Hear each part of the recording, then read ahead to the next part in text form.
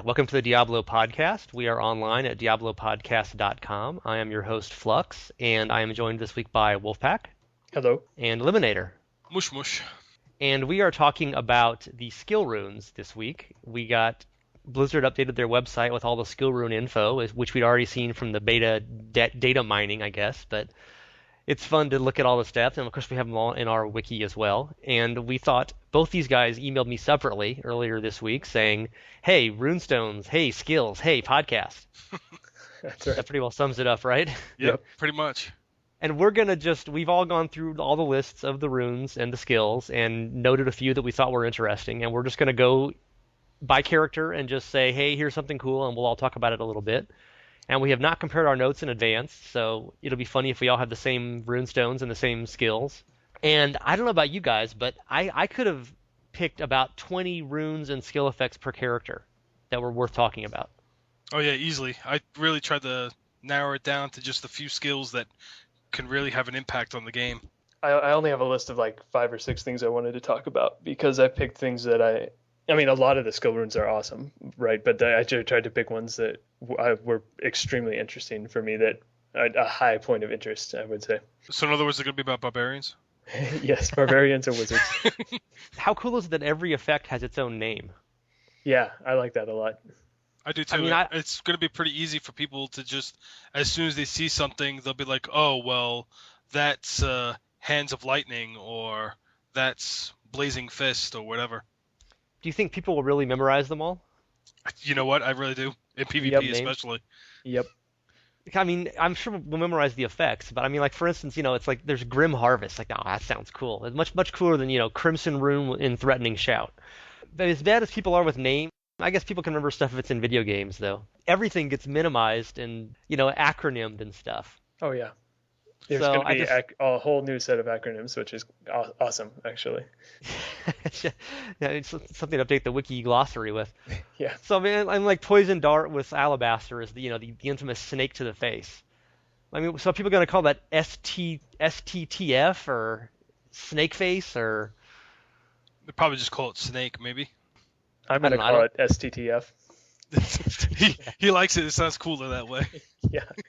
There's got to be, I mean, obviously we haven't counted them all, but there's got to be a bunch of them that have the same acronyms, though. FD or something. It'd be like probably 5 different rune effects. Just, whatever. Definitely. Well, you could probably definitely count that into effect. Yeah, but you gotta put the acronym for the skill in front of the acronym for the skill. Oh, God. It's going to get real long, man. That's a whole other language. STTF is actually PDSTTF for Poison Dart. But that rolls right off the tongue, doesn't it? Not at all. Speaking of not at all, rolling off the tongue, how come they don't call the monks' combos are called combos anymore? Now that they call them, what, spirit generating skills? Generators, they were calling them, and I'm just like, why do you call them generators? Why don't you just call them combos? I think because they've only been following the game for 3 weeks and they don't know they used to be called combos. I guess so. Just like they didn't know they were called mongrels. They're just zombie dogs now. Yeah, which is in no way a better name. I refuse to accept that's a better name. I agree. I totally only call them mongrels. And also, spirit generating. It's like that's lots of letters and lots of syllables. Yeah. Just the combos, And it's not like there's any spirit generating skills that aren't combos. I mean, they're all combos. Maybe they just wanted to go to the extreme for avoiding confusion. And I mean, if you look at the second category for monks, Spirit Spender, like that's not exciting. Combos and finishers, that seems pretty straightforward to me. Another thing about the Blizzard page is that I'm sure you guys noticed, but all the values are sea level 60, rune level 7. If you're just kind of glancing over the figures, and then you're like, oh, that's good. But then you realize this is only level 60 with a max level rune. So maybe some of the skills are just like useless if you're level 30 with a level 3 rune, It has to have some effect on that. Otherwise, the damages already look pretty low, except for the ones that do like 400%, 500% weapon damage. The moral would be take all numbers with several grains of salt at this point. Right. One last general comment. Do we have any? We don't know how far yards are, but they seem to be pretty damn short. They brought up a point in the forums about how the fan of blades is 10 yards, but it doesn't really look like it goes more than like an inch and a half away from the character. Yeah, it's like melee reach almost. Yeah. And you look at lots of the other skills, and there's lots of them that are 35 and 45 yard range or effect. Like Vault goes 35 yards kind of thing, and Ancient Spear goes 45 yards, which is like, you can't even see that far in real life. I mean, okay, you can see that far, but Yeah, it's I mean, definitely I'm not used a to. real life skill at all. Unless the demon hunter's 10 yards tall, which Yeah. So just in terms of the scale for obviously how many yards you can see is going to vary by your resolution in D3. But it seems like the edge of the screen is going to be at least like, 30 or 40 yards in normal resolution. Probably at the base minimum, yeah.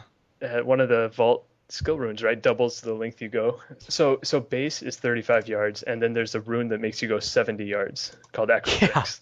Yeah. Isn't that like 5 screens? I don't know. As far as I know, Vault goes to where you click it. I mean, that's how it worked when I tested it at BlizzCon last year anyway. You couldn't click off the screen, obviously, so Right. So who knows? But we don't know how far yards are, but they're like feet, it seems like. Okay, we'll get right to it. Barbarian. Let Wolfpaq go, because he only has 5 total, so he'll be done soon. So Call of the Ancients summons the 3 guys that we killed to gain a level back in Diablo 2, and the golden rune is called Duty to the Clan, increases the duration to 85 seconds from the base duration of 15 seconds. I don't see how this doesn't trump everything else that Call of the Ancients does. So for comparison's sake, Alabaster gives one of them a leap attack. Crimson gives someone else a furious charge. Obsidian gives the third guy a seismic slam. And then the fourth one increases the damage they deal from 100% weapon damage to 275% damage, which is almost triple the damage. But I mean, why would you not want to have 3 barbarians running around for over a minute? And the cooldown's 2 minutes. So it essentially means you can have them out all but 35 seconds at a time. And if you add in the boon of Baal Kalthos, whatever the heck it is, it reduces the cooldown another 30 seconds. So you're only going to wait, 15 seconds to use it again? Less, right? 5. Yeah. You don't know if the cooldown starts when the whole thing ends or when you first cast it. Oh, True. That's a good point. I would think it probably starts when this effect ends. Otherwise, as you say, you could do it every 10 seconds or something. Mm-hmm. Yeah, it'd be interesting to see how. Because what if one of them dies? Does a cooldown start, or do all 3 have to die? Or do they have hit points? I mean, I thought they just lasted until it ran out. Well, they have armor, according to the Council Rises rune. They have additional armor, so I assume they're going to be like the Witch Doctor's dogs, except way better. I mean, from 15 seconds to 85 seconds, that's ridiculous. But it's awesome. I mean, that's definitely what I'm going to take. So, assuming it doesn't change. We don't know how kick-ass they are, and we don't know if they serve as tanks or not. I guess a barbarian doesn't really need tanks as much as other characters, but I think it's just be another way to play for the character if you want to be more, pet-friendly with the character by having more things out. You can't call Modok, Korlik, and Mad Dog pets. That's just wrong. They're like it's like summoning Jesus Christ for a barbarian, It's like your god is here. You're summoning Zeus, All right, so Whirlwind, some things changed. It used to be that critical strikes cause the enemies to be confused for a few seconds, but now it's critical strikes basically give you 7% life leech. It used to be that the Obsidian rune Hurricane would make you immune to movement impairing effects, but now it increases your movement speed by 85%. So just some interesting changes they made there. I'm not sure why they made them, but interesting to point out. And the other ones that we got previews of changed as well.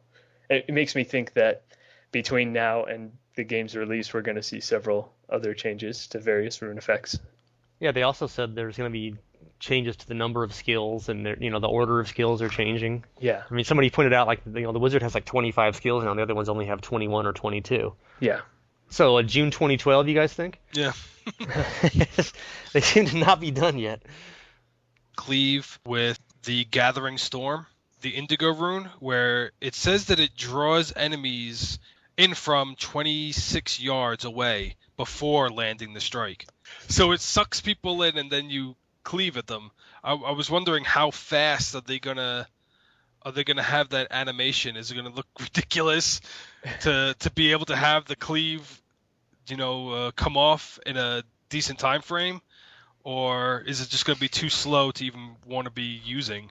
Like, how wide is the cone? I mean, I assume it's like he reaches out in a cone and pulls in everyone, or is it just one enemy? It says everyone, like draws in enemies. Does it work in PvP? I definitely and see 20 and 26 yards is pretty far. I mean, if Knife Nova is 10, 26 would be 2.5 of that. That's well out of melee range. Yeah. I liked the rupture, the alabaster effect for cleave as well. Enemies slain have a 100% chance to explode, causing 150 physical damage to all enemies within 19 yards. That's a theme in a lot of the runes. Like, you do damage and you kill the creature that you did damage to, that they explode. Yeah, well, that's a theme in Diablo 3, I guess. But cleave is already effective because it hits multiple enemies per swing. Yeah. And so I can see that. It seems like at a high level, if you just had like a pack of Fallen, it'd be like, corpse explosion on a stick. Yeah, especially when we get into higher difficulties where percentage of enemy health is more. I mean, remember Corpse Explosion from Diablo 2, how ridiculously powerful it was when it scaled in 8-player games. And yeah. I see nothing here about that not scaling in 4-player games. So I mean, I think the Monk Exploding Fist does it too. Okay, I thought Weapon Throw had a bunch of interesting effects. For one, the Alabaster causes enemies to become confused and fight for you for 9 seconds at high level. That seems like that could really be a useful, you just kind of you throw a few of those into a pack and suddenly half the pack basically becomes a tank. Mighty Throw is pretty cool too. I mean, that's a lot of damage percentage. 482% weapon damage. I mean, that's a big number. That seems like that makes that a boss killer almost. It already does a lot too. I mean, I've seen barbarians use it in the gameplay videos, and it pretty much one-shots almost everything.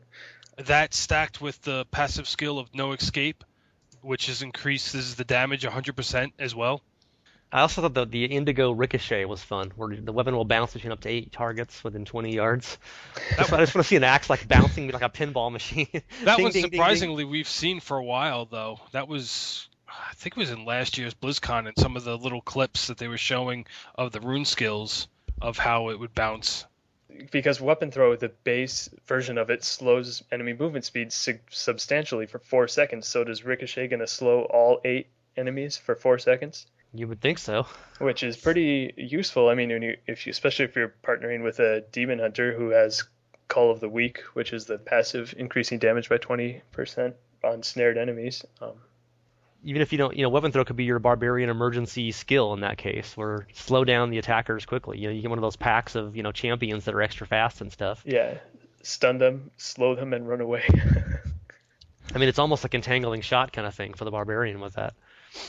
The one other Barbarian one I thought was interesting was Ancient Spear, which has one effect called Harpoon. Of course, I've long said Ancient Spear should be called Ancient Harpoon, because that's what it does. But the one that I thought was crazy was the Indigo, which is called Grappling Hooks, which throws up to 8 spears, all of which pull in targets. Huh. And it's got like some gigantic range. And I'm wondering, I don't know if you want to pull 8 monsters in, at all times, I guess. But that seems like if it's, like a cone of non-escaping hell in PvP. Yeah. I mean, like it was really hard to hit anything with Ancient Spear and PvP at BlizzCon last year with only one of them, because guys move around pretty quickly. But if you're shooting out 8 at a time, I assume that's covering like a quarter of the screen in some huge arc. So is there going to be some way that like a wizard or a barbarian, or another a melee character, a range character, can they resist this? Is there like a check to their defense or something? Probably not. They'll probably get sucked in, and if they don't have a skill to get themselves out, they're going to have to deal with the consequences. Because there's not a cooldown, right? Unless I overlooked that on Ancient Spear. There is. There's a 10 second. Yeah, but that's very short. You're right. Mm-hmm. It's very short. If every 10 seconds you can yank in any ranged attacker who you can see for guaranteed hits, that seems wildly overpowered in PvP. Well, but a lot of characters, like the Demon Hunter, for example, has the escape shot where if she's within 5 yards, she'll just jump back. And also the 70-yard vault, which outranges Ancient Spear. So maybe you can vault out of it while you're being pulled in, that kind of thing. Yeah, I Because mean, monsters get like stunned by it when you hit them. They're they're kind of incoherent for a few seconds. Yeah, I mean, what happens if you have a barbarian wizard team and the barbarian throws out the 8 spears and the wizard throws down a slow time bubble right in front of those 8 spears, so they get pulled into the slow time. yeah, And then everything else, and Grasp of the Dead, and everything else stacks on it. Yeah, you're not going anywhere. yeah. Are you gonna be stuck in midair, flying towards the barbarian, getting killed like you did, Flux, when you said you got hit with a slow time and it was trying to leap attack out? Yeah, just walk away then. Demon Hunter.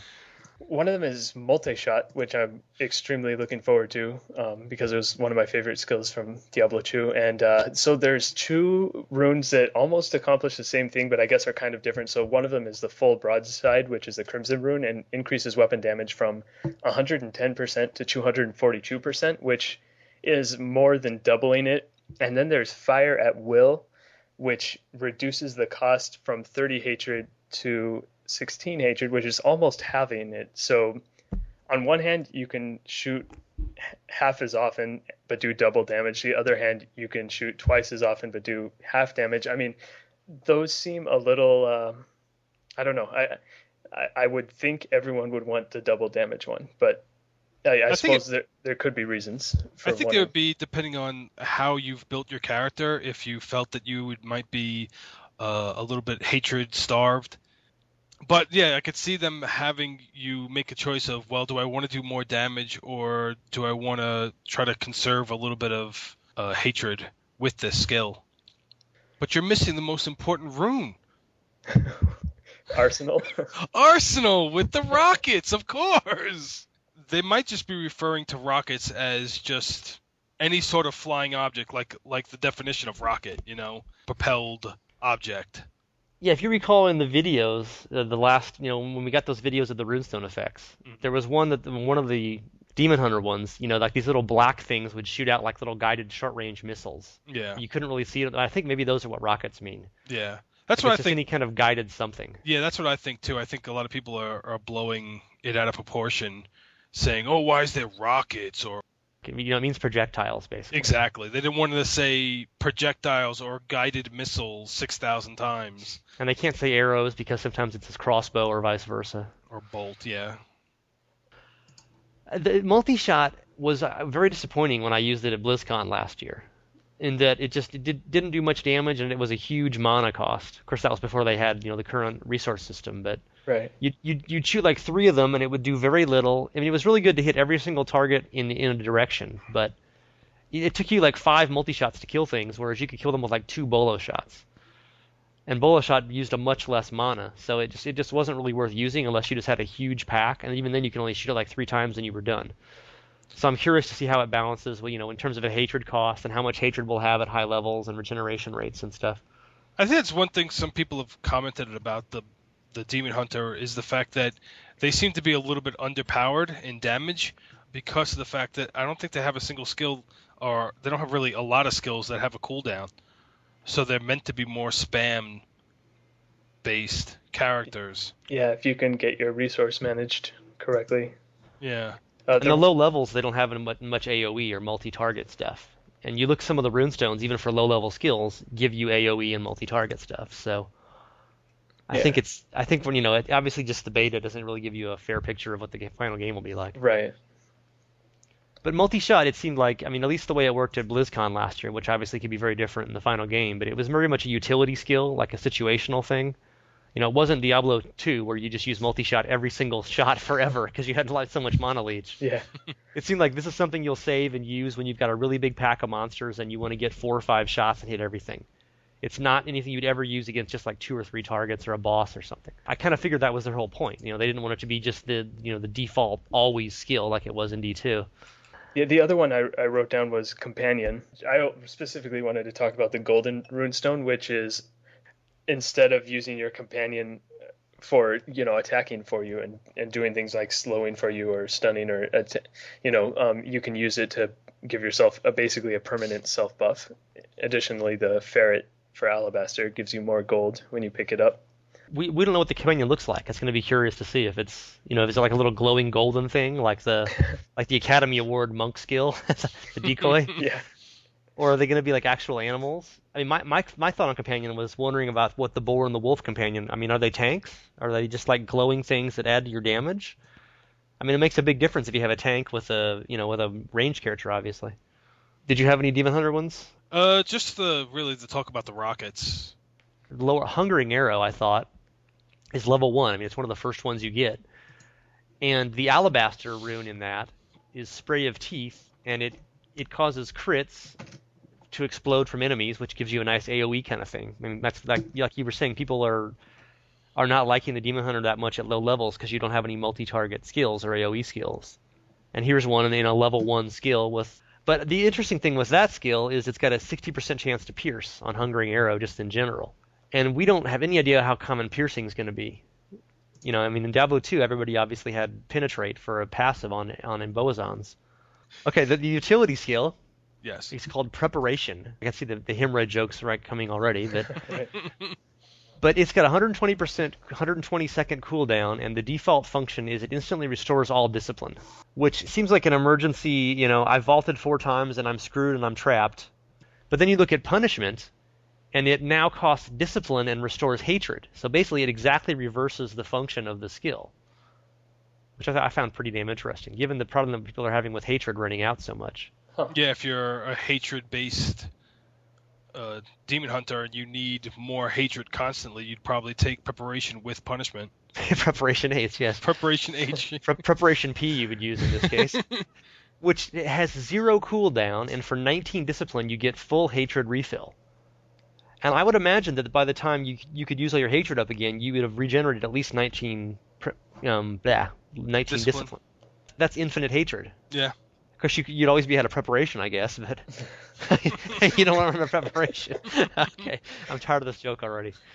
But that one's just very interesting that you can do. And another one, the Golden, restores 55% of your life when used. I mean, instant half life heal. Yeah, that's huge. That's obviously that's a lifesaver. Okay, any other Demon Hunter thoughts, guys? Impale Grievous Wounds, 500% more crit damage. Yeah, it's like sniper rifle. Awesome.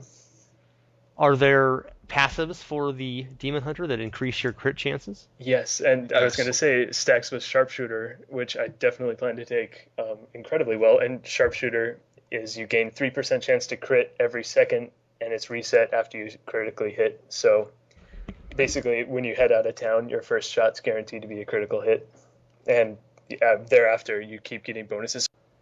Yeah, you can go first, Lavender. Any monk ones you wanted to hop on? Well, just maybe just one maybe that's called the Lethal Decoy. And, the Academy Award skill. Yeah, the Academy Award skill with the nice little alabaster rune of Simulacrum. Yeah, that's the hardcore debate skill. Yes, why don't you tell us what that does for our listeners?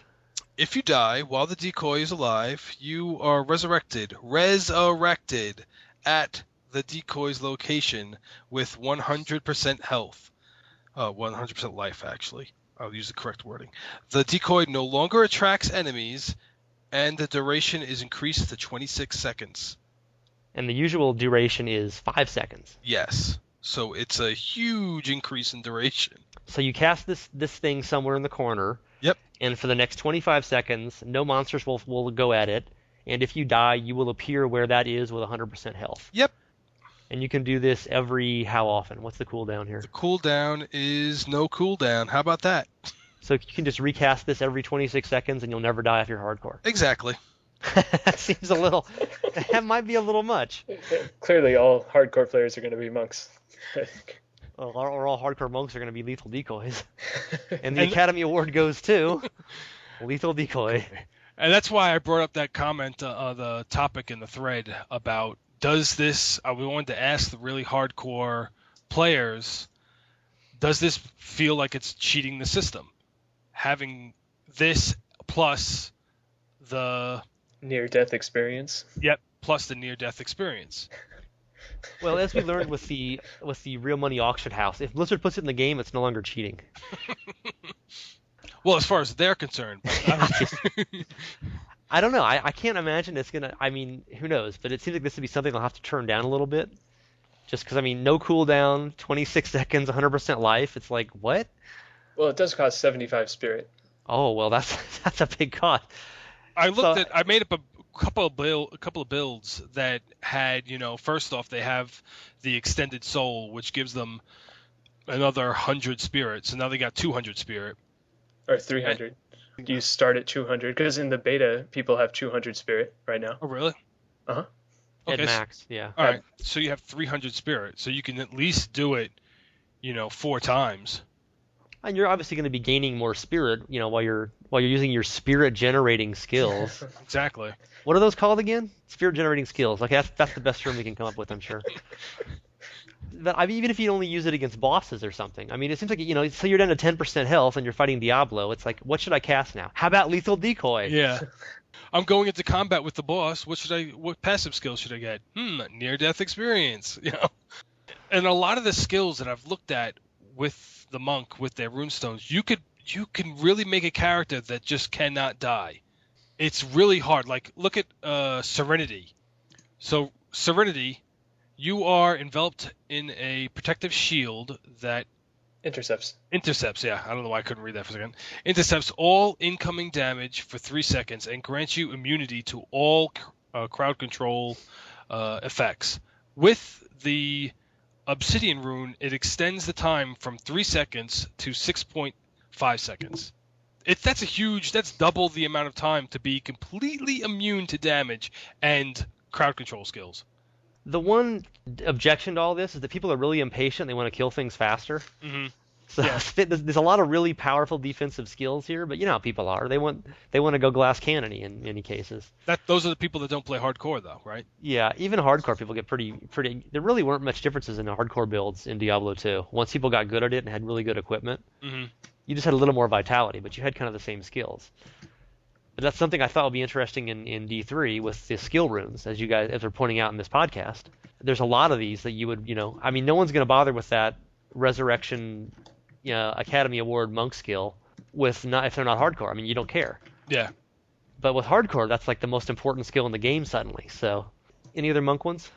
In the Exploding Palm, they have the Creeping Demise, which is basically the effect we used to see Exploding Palm do when the monk was originally showcased, where it basically, when you do the final attack, it gets like 8 targets. So 8 targets have the bleeding effect, and if they die during the bleeding effect, they all explode. So you can still have those screen clearing, popping monsters. That's not accurate from what I recall from No? playing it. No, it only put the heart over one monster, but it lasted forever. Mm. And when they died, they had that huge blood supernova. It was a much cooler graphic than we're getting now. I remember there being a symbol over a large group of them, though. When you did this, and they all seemed to explode, though. You could get the heart on multiple things because it wasn't a very damaging skill. And then once you killed one, they would all go up in kind of a dominoes effect. But it didn't. You only got. It was only the one you targeted with it, as far as I recall. Which I'm disappointed in that one just because the graphic is so lame in the beta. The heal with the Alabaster rune causes everything it hits to run in fear for 9 seconds, making 14 damage a second, which isn't a lot, but the whole fear thing is pretty cool. One basic comment on the monk I had was that it seems like we were wondering how the combos would be affected by, the spirit generating 3-part skill hitting attacks would be affected by runes. If it was going to be all of them or just the last one or whatever. And it seems like a lot of them are just the third hit. Lightning damage, or it adds chain lightning, or it adds something big to the third hit is more common than adding something to all 3 hits. I mean, one of the 100 fists adds a lot of hits to the second strike. Yeah. There are some. I know there's some that actually do add to the first and second, but not to the third.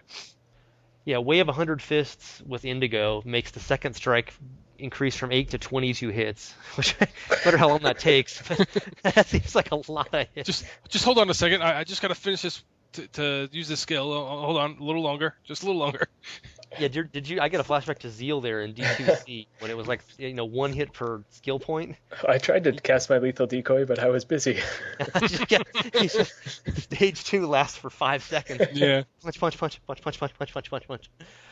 But I'm assuming that it doesn't really look that much longer. It's just lots more damage. But Yeah, that's what I'm thinking too. If you ever seen any of the Japanese anime, like Dragon Ball Z or something like that, they'll have it like just do really quick sound effects with little lighting effects that do 22 hits without really taking 22 seconds or 22 whatever actual motions. Another one I thought was interesting on the monk is Breath of Heaven, where we're talking about big numbers scaling up.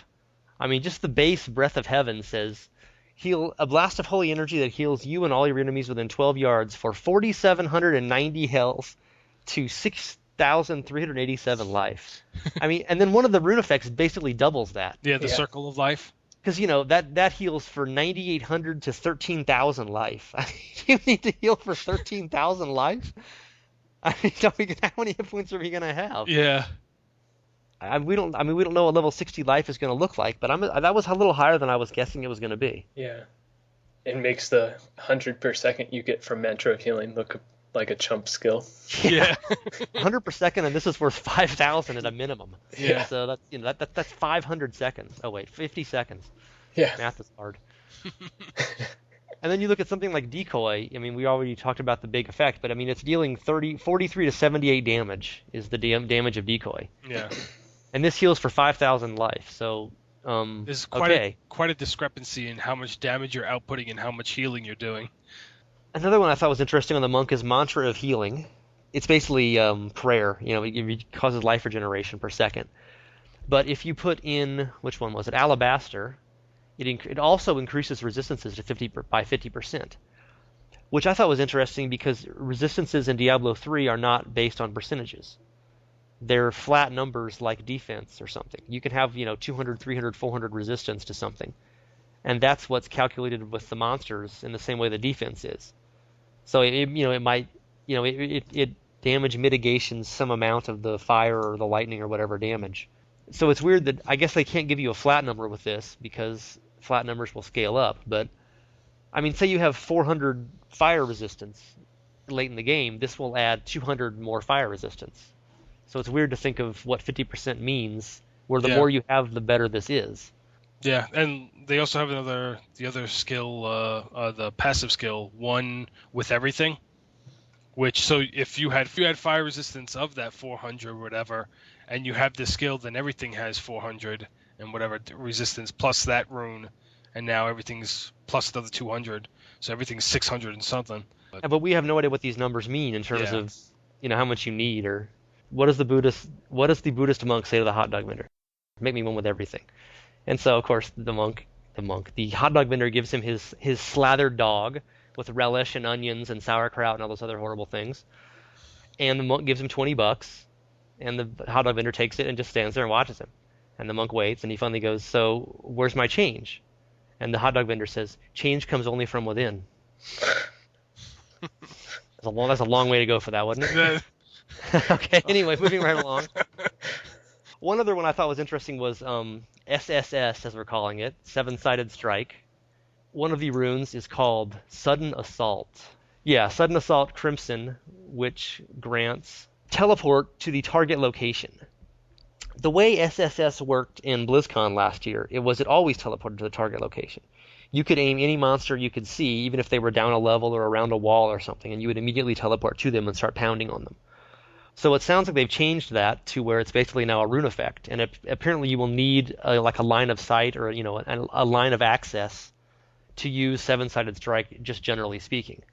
I am curious to see how that works in the game, because it wasn't really a functional skill at BlizzCon, and that everything stopped moving when you used it and just stood there. And I'm assuming you're not going to be totally invulnerable while you're doing this anymore, and monsters are going to still be hitting you as well. Back to what we were saying before, where you have a choice of either do I want to do almost double damage with the hits that I do, or with the several-sided strike indigo rune, you increase the attacks to 14 instead of 7. I'd also like to point out that the acronym for seven-sided strike with several-sided strike would be 6 S's. Yes. And it's also a spirit spender, by the way. Yes. So that's actually an 8S skill. Oh god. There's another level to that though. So in addition to doing almost double damage, or you can do double attacks, you can also have almost half the cooldown with sustained attack, the golden runestone. One last thing, Wave of Light. That was the much bemoaned, Taco Bell attack that people kept calling. Yes. It's now apparently it's no longer a bell. It looks like the only one is Pillar of the Ancients, which summons an ancient pillar that deals 100% weapon damage. I don't see anything listing a bell anymore. So apparently you just summon a big stone column. I like the bell. But the icon for it looks like a bell though. Maybe the default is a bell, and then like Crimson just makes it a more damaging bell. Mm-hmm. Okay, I think we're done with the monk. Yeah. Wolfpaq's favorite, the witch doctor. Oh. Hex with indigo runestone. Name: Angry Chicken. You turn into an angry chicken for up to 5 seconds that can explode for damage on all enemies within 12 yards. The default of this summons a shaman that turns things into chickens, and you can turn into a chicken. Yeah. Does the shaman turn you into a chicken, or do you turn yourself into a chicken? That's a good question. So are you a full-size chicken, or are you a small chicken? I don't know. What? Are you a giant chicken or a normal chicken or? Do we have any other deep, insightful comments on the witch doctor besides that one? No. I mean, there are some pretty interesting skills for the witch doctor. You saw the angry chicken, and you're like, okay, my work here is done. Yeah, my work here is done. I've added to this podcast. Thinking about how when I create my witch doctor, I'm going to want to be summoner exclusive, or have as many things on the screen as I possibly can. So obviously I'm going to have a gargantuan and zombie dogs out. I think the fetish army ones are pretty funny because each one of them, they add a different type of fetish to your group. Did you guys notice the heal on Hex with a golden runestone? Just periodically give you 5,000 life. Yeah. That's a small amount. Just a little. So our character's going to have like 40,000 hit points in Diablo 3 or what? I don't know. We've got that the witch, the monk, the wave of light, the monk one, whatever the hell, inner sacrum, or vaginal spirit or something, whatever it was called. It was 10,000 healing, and this is just, hey, here's 5,000 life, enjoy. You got to figure that's probably going to be. It can't be a full 100% heal, will it? That sounds like about a 500% heal. I mean, from what I was expecting to have hit points. I don't know. I'm guessing then that they're probably going to have us have 20,000 life or something like that. Hex has a 10-second cooldown, and the thing lasts for 8 seconds. So essentially, half the time, you can always have something that's going to periodically heal you for $5,000. I mean, that kind of puts the health globes in the shade. Well, how often is periodically, That is a kind of non-reliable healing method. Or Soul Harvest. With the Siphon rune, you gain 4,000 life per enemy affected. You affect 5 enemies. It's a 20,000 hit point heal. I don't know. I'm wondering about these numbers. Look at the shallow swallow your soul.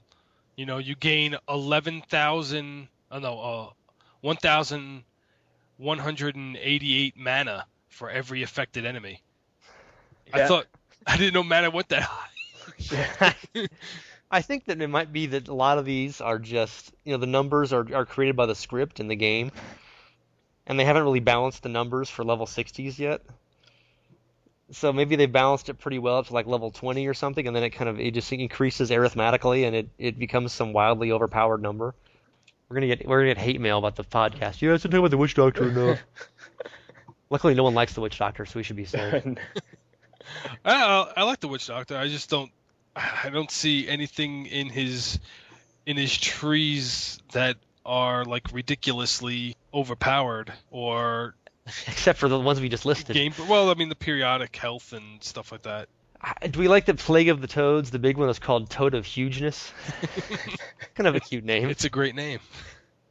You can have a bunch of giant summoning things, right? You have a bat, the fire bats, and then you decrease the amount of bats you summon. They're just larger. They're dire bats for the Crimson Runestone. Yeah. So now you have extra large bats, and then you go and you get Toad, Plague of Toads, and then you get Toad of Hugeness, and then you get Hex. There's a giant spider too. Yep. And then you get the corpse spiders, and you Spider Queen. Yeah. get the Spider Queen. Someone's a mother spider. This It births spiderlings. people are gonna hate the screen so much. And then you're gonna get Hex, and then you're gonna become a giant angry chicken. Uh, A lot of animals. Okay, Wizard. We have to let Wolfpaq go first here. He's going to chew a hole in the microphone. Yeah, I've been waiting. I'm very excited. One skill at a time. You've been putting up with the whole rest of this podcast just to get to the Wizard. Like, finally, the character that matters. Yeah, finally. So first of all, the actual skill itself, Blizzard, has the Indigo runestone, which is called Stark Winter, which is a fairly obvious reference to this little-known piece of literature called The Song of Fire and Ice, or Game of Thrones. I don't know if you've looked at the Blizzard runestones, but this one, the Stark Winter, is the way to go. It's ups the radius. I assume it ups the radius drastically. I don't know what it is originally, but it ups the radius, and it's the highest damaging one. So it's definitely the one I'm going to go with. On I Blizzard, kind of like Grasping Chill. That's a cool concept there. Where after the blizzard ends, it covers the ground in a low-lying mist for 6 seconds that slows enemies. Yeah, What's the cooldown on Blizzard? Do we even know? no cooldown. no cooldown. So couldn't you just keep casting it with Grasping Chill and everything would get stuck in the same place? But it might not have a huge radius. But I mean, if you had a bunch of monsters coming at you from one direction, in a hallway or something, Oh, yeah. it seems like you would cast it right in front of you and then just keep casting it in the same spot, and everything walks into it and slows down and dies. As long as you do enough damage and you have enough arcane power to keep continually doing that. Or you can mix in some Frost Novas or something as well. Yeah. Yeah, or Ray of Frost. All sorts of options. And then if any of them die, they leave behind a patch of ice, right, with that one Ray of Frost. Yeah. Let me find it, assuming they didn't take it out. Yeah, Black Ice, Alabaster on Ray of Frost. Enemies who die leave a patch of ice that causes 199 to 234 cold damage per second to enemies moving through it. Okay, you have something else besides Blizzard? Yeah, so there was I guess we can talk about the wormhole in Teleport, which was a post I made on the forums, which really, I sort of intended it to be controversial, but not at all in the way it became controversial, because for a long time on our boards, right, people have been saying, I hope people can't spam Teleport, I hope Wizard isn't just teleporting around, and then Teleport comes out on this calculator and has a 16-second cooldown, which is, in my opinion, pretty harsh. If you compare 16 seconds to any of the other mobility skills in the game, it makes it by far the worst. And Teleport doesn't even really, now that it's limited by line of sight, have any sort of inherent advantage over the others. So I really was confused when I saw the 16-second cooldown. But then I started looking at the runes and Wormhole, and I'll go ahead and read. After casting Teleport, there is a 2-second delay before the cooldown begins. Based on the connotation of the word wormhole and based on the description of the spell itself, I am convinced that it means you can cast Teleport, and as long as you don't let 2 seconds pass before you cast it again, you can cast it as much as you want. So that is my reading of it, but apparently a lot of people disagree, and so this is where I'll let you guys speak up and tell me whether I'm right or wrong. I thought your interpretation was what I read it as, that you get, for basically every time you cast it within 2 seconds, you can keep casting it. And the limiting factor then would be running out of resource. Yeah. The main people were saying that would mean you could cast all you wanted for 2 seconds, and then you would get a 16-second cooldown. Which is that's what which I seemed kind weird of, to me. That's what I've kind of interpreted it as, was the fact that you cast the spell, and then for that 2 seconds after you've cast it, you've got unlimited casting of it. Isn't that almost the same thing? So you can cast it 6 times in 2 seconds. You're going to be out of resource anyway, more or less. The thing is, though, every other runestone in the game, every other skill in the game, when you apply a runestone, it gets applied to every single casting of that skill. Like, take Blizzard, for example, Stark Winter. Every single time I cast Blizzard, it's going to have the increased 22-yard radius, and it's going to deal the increased damage. It's not going to be one Blizzard every 2 minutes is going to have that effect, or in the case of Teleport, one Teleport every 18-20 seconds. I can't imagine they'd have to. I mean, it's Blizzard. They've had confusing tooltips in the past, and they will in the future. They will in the future. So I mean, it could be. I'm not saying 100% I'm right, but they're going to have to add some clarifying text to that, because right now the way it's written is that every time you cast Teleport, you have 2 seconds to cast it again, and if you don't, then the cooldown starts. And how much does Teleport cost to use? 15 power, 15. And you have 100 as your whole as your total bank, but it regenerates quickly. Yeah. You've looked into the passives that increase regeneration pace, I assume? Yeah, there's the one that increases it by 2 per second. I think someone posted on the board that it was a default of 12.5 comes back per second. It's 750 a minute, I think it says. I did the math on it, and it's you basically get with the astral presence, you get 14.5 arcane power a second. And then if you take the familiar with the golden rune, that's another 270 a minute, which I think breaks down to 5 a second. 4.5. Yeah, that's right, 4.5, which means total, if you got the familiar and you got the passive, you're looking at 19 arcane power per second. You're going to use it just to basically fly through the game, or are you going to use it to actually attack? Yeah, no, you're not going to be using this as your, I mean, you're not going to teleport spell. You would do hardly any damage compared to a wizard that's...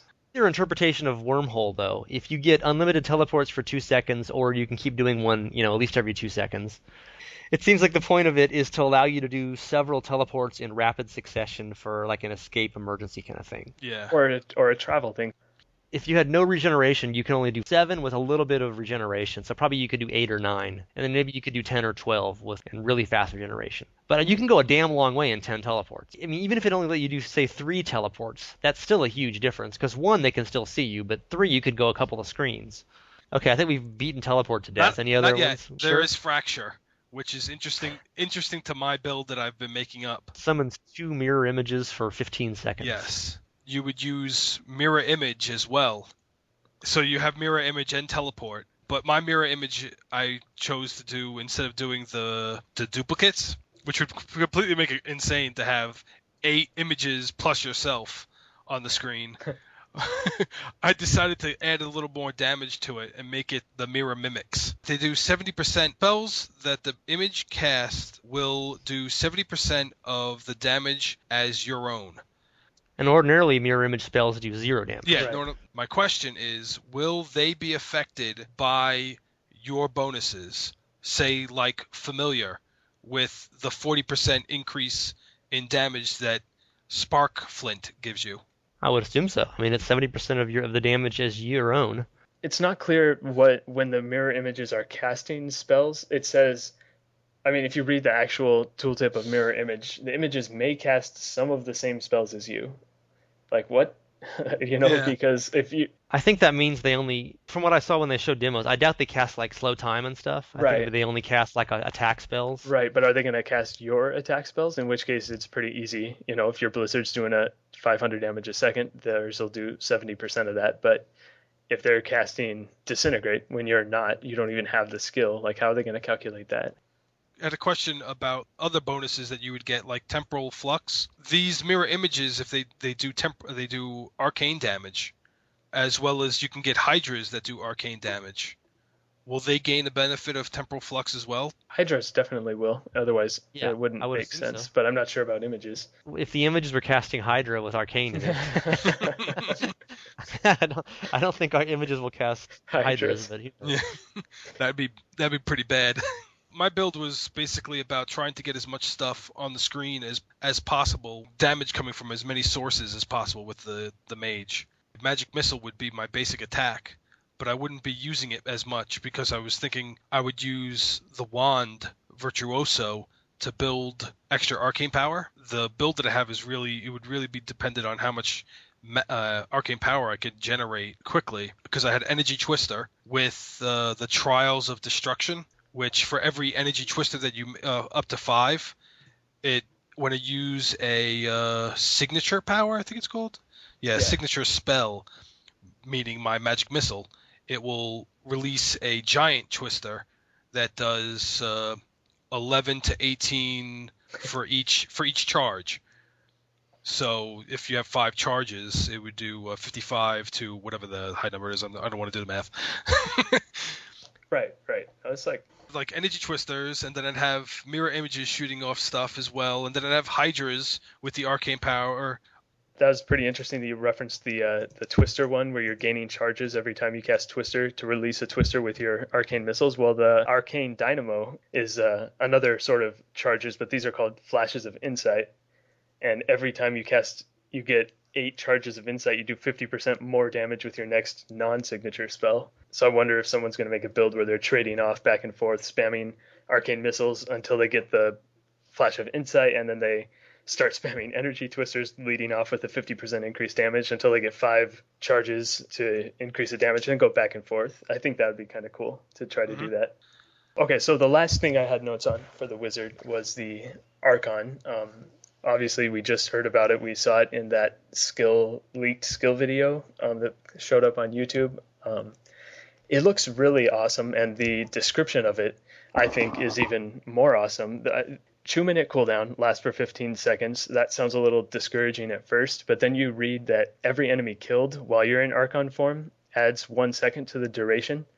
And go forever. Yeah, I mean, there's so many places in Diablo 2 I can think of off the top of my head where you can just, if that was the case, you could be Archon forever. And then you look at the skill runes, and you can add a teleport with a 3-second cooldown, which pretty much guarantees you can find an enemy to kill if you're running out of time in that form. The other thing about Archon is it's a total game changer. So, because like they've told us, you get an entirely new set of skills when you go into Archon form.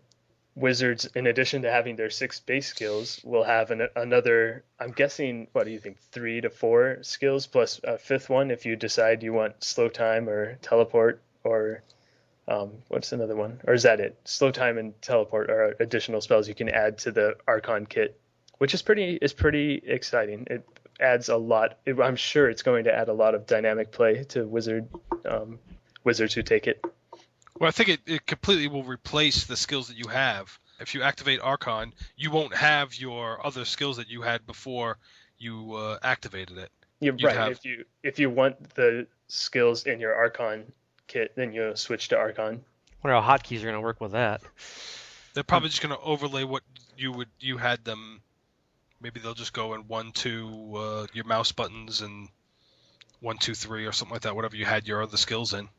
There are like shape-shifting powers in WoW. Once you shapeshift, you can assign the powers to be where you want them to be when you shapeshift, and then they'll stay there when you shapeshift back into that form, but it doesn't interfere with your unshapeshifted form. I was doing a little bit of theorizing on the Wizard forum, just in terms of what's the highest possible nuke you could possibly do, and I believe, correct me if I'm wrong, but in terms of raw damage done, the Arcane Destruction rune, which is Alabaster in Archon, does 568 to 852 damage to all enemies within 15 yards when you shift to Archon. I believe that's the highest damage nuke in the game right now, according to this calculator. Closest thing to that would be the Meteor's Crimson rune. Right. So yeah, I started stacking enhanced damage. You take the familiar with Sparkflint, which is 40% more damage, and then you take the glass cannon, which is 20% more damage, and then you take slow time and frost nova, both with the crimson runes. And I'm not sure if these will stack. It wouldn't shock me if they said they wouldn't, but anyways, for slow time, it's time warp, which is 140% more damage. For Frost Nova, it's Bone Chill, which is 110% more damage. And for kicks, I put in Arcane Dynamo for 50% more damage, and I ran through all the math, and without any wizard enhanced damage, you could, without any of the wizard orbs, without any of your skills or anything like that, you're looking at over 3,000 damage base explosion when you change into Archon form, if you stack all that on top of each other. And then you're in Archon form, So what was the total percent increased damage from that? 360% enhanced damage. And that was from your familiar, your glass cannon, your flashes of insight, your frost nova, and your time warp from slow time. So 5 different procs or abilities leading up to 360% damage. That's almost like a D2 build now, where it's all synergies. Yeah. You have 5 skills devoted just to make one skill powerful. Yeah, and the crazy thing is Meteor if all those skills were off cooldown, itself, the average damage would be 2,500, assuming you're taking Meteor with the, what's it called? The Molten Impact for big increased fire damage. Things you're aiming at are Frost Nova and they're slow timed. So what I was counting on taking the Evocation passive to reduce those cooldowns, because obviously a lot of the important things in here, like slow time and Archon form, have pretty significant cooldowns. So you'd want those as low as possible to do your massive nukes as much as possible. Okay, any other wizard stuff, guys? Okay, I think we've gone. Luckily, we only spent 3 minutes on the Witch Doctor, so that'll help on the time. Okay, you've been listening to the Diablo podcast. We are online at diablopodcast.com, and this moo. Moo. Bye. Bye. Moo.